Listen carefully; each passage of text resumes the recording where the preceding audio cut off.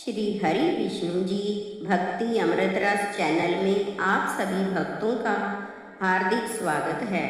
आज हम सुनेंगे पुरुषोत्तम मास महात्म्य कथा अध्याय 10 की दिव्य और पुण्यदायी कथा।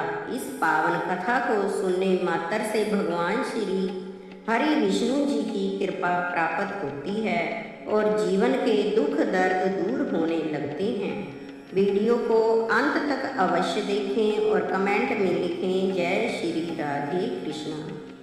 पूजा विधि प्रातःकाल स्नान करके स्वच्छ वस्त्र धारण करें। घर के मंदिर में भगवान श्री कृष्ण और भगवान श्री विष्णु जी की प्रतिमा स्थापित करें। दीपक जलाकर तुलसी पत्तर, पीले फूल, फल और पंचामृत अर्पित करें और ओम नमो भगवते वासुदेवाय मंत्र का जाप करें। पुरुषोत्तम मास महात्म्य कथा का श्रद्धा भाव से पाठ श्रवण करें।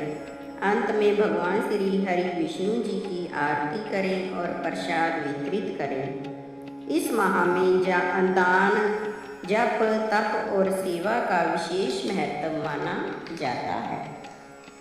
पुरुषोत्तम मास महात्म्य कथा अध्याय 10 का सार।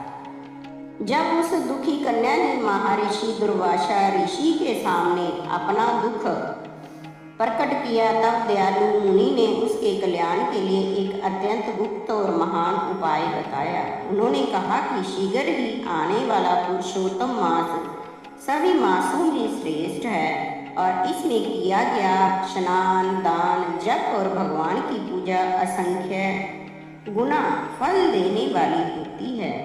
उन्होंने समझाया कि इस पवित्र मास में केवल एक बार तीर्थ स्नान करने पर भी उतना ही पुण्य प्राप्त होता है जितना हजारों वर्षों तक तप और गंगा स्नान करने से मिलता है।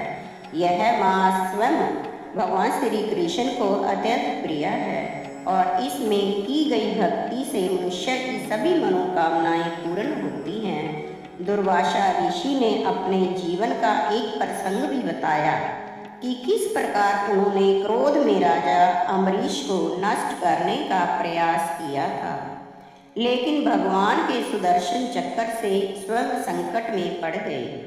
तब इस पुरुषोत्तम मास के प्रभाव से ही वे उस भयंकर संकट से बच सके। इस प्रकार उन्होंने कन्या को दृढ़ता से इस मास का व्रत करने का उपदेश दिया, लेकिन उस कन्या ने मुनि के वचनों को स्वीकार नहीं किया। उसने तर्क करते हुए कहा कि अन्य मास जैसे कार्तिक, वैशाख आदि भी तो महान हैं, फिर यह मल मास कैसे श्रेष्ठ हो सकता है।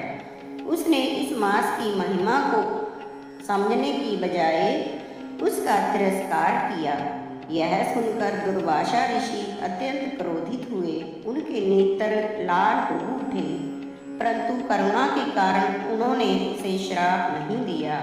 उन्होंने सोचा कि यह कन्या अज्ञानवश ऐसा कह रही है और अभी इसके पास समझ नहीं है, इसलिए उन्होंने केवल इतना कहा कि पुरुषोत्तम मास का अनादर करने का फल उसे अवश्य भोगना पड़ेगा, चाहे इस जन्म में या अगले जन्म में। इसके बाद दुर्वासा ऋषि वहाँ से चले गए।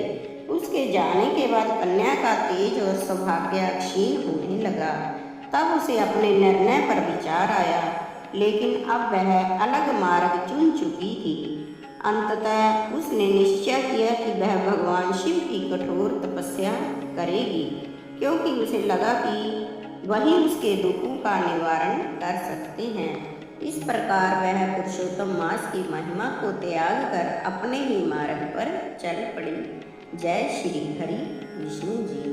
तो भक्तों, यदि आपको यह कथा पसंद आई हो तो वीडियो को लाइक करें, शेयर करें और चैनल भक्ति अमृत रस को सब्सक्राइब करके बेल आइकन जरूर दबाएं, ताकि आपको ऐसे ही पावन कथाएं सबसे पहले मिलती रहें।